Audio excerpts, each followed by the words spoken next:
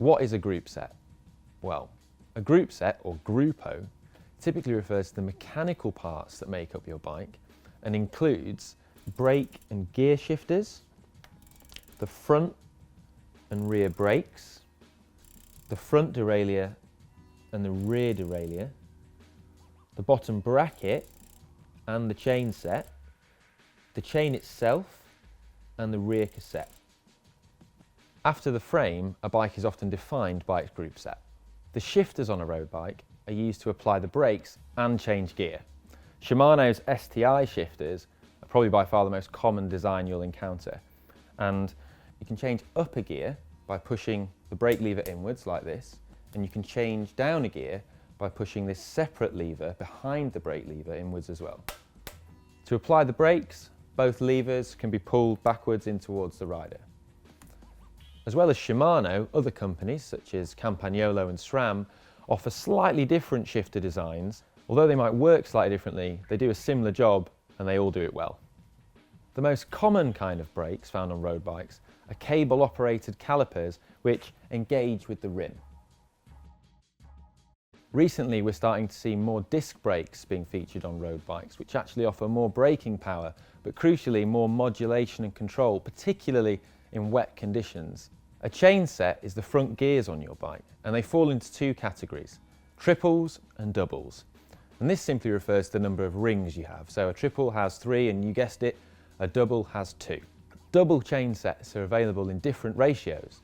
So you can have a compact chain set, which is what we have here on this bike, which has a 50-34 ratio. For those new to cycling, the number actually represents the number of teeth that are found on the gear. Now, the bigger the number, the bigger the gear, and bigger gears can achieve higher speeds, but they're harder to push. Compact chain sets, such as the one found on this specialised alley, are the most common gearing equipped on road bikes. And they're ideal for beginners and for really hilly terrain because they feature this 34 tooth inner ring here. Other ratios are available, such as the classic 53-39 tooth chain set, which is popular amongst racers and is what most riders in the Tour de France will be using. A third ratio is also available, which sits in between the other two and is known as mid-compact and features a 52-36 combination. Triple chain sets are actually being found less and less on road bikes now because they're not very fashionable, but they actually offer the greatest range of gears, and so they're typically still found on touring bikes with a ratio of 50-39-30. The chain set also features the cranks, which are the arms which then attach to your pedals. Now, crank length can vary, typically between around 160mm to 180mm, and the size of cranks you get on your bike will usually be dependent on the size of the frame. So, for example, a 56cm frame will usually come with 172.5mm cranks. One thing to remember is that by changing your crank length, you actually also change your gearing. So a longer crank actually offers a greater mechanical advantage, but is harder to turn. So the cassette refers to the collection of sprockets on the rear wheel. These are available in a wide range of different ratios.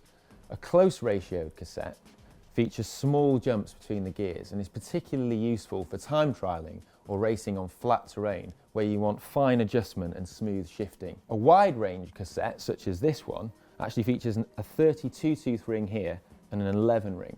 Now this wide range offers great versatility and is particularly useful for going up steep climbs and hilly terrain.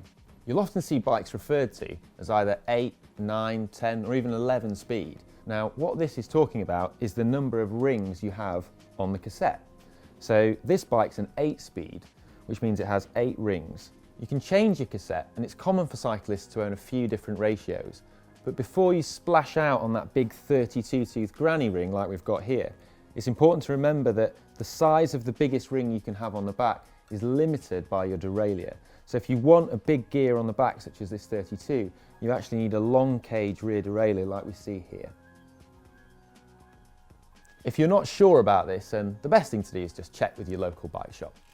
The type of chain you need is dependent on the number of gears you have. So a 10-speed chain is designed for a 10-speed cassette. An 8-speed chain is considerably wider and an 11-speed chain is narrower.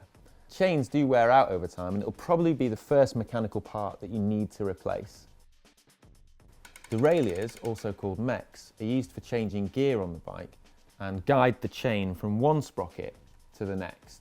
So you've got your rear derailleur and your front derailleur. Now a cable is normally responsible for moving the derailleur, but electronic systems such as Shimano Di2 and Campagnolo EPS actually use servos and little motors to move the derailleurs. Now front derailleurs actually come in two types, so you have to be careful which one you get if you're buying it separately. So you can get braze-on front derailleurs, such as this one, which are riveted to the frame, and band-on, which feature a clamp which bolts on to a round frame. Now the reason for braze-on is because not all frames are round, such as this one, and so you couldn't clamp around this unusual tube shape. An example of a band-on derailleur with its round clamp can be seen here on this bike.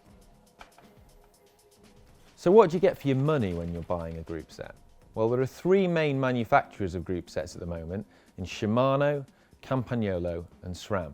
And all three companies offer a range of group sets at different price points.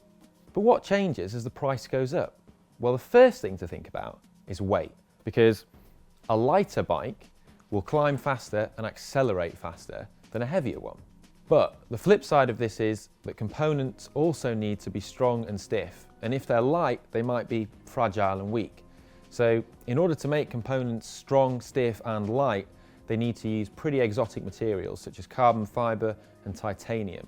So it's the price of these materials and more complicated manufacturing techniques to use these materials that actually drives the price of the components up. It's not just weight.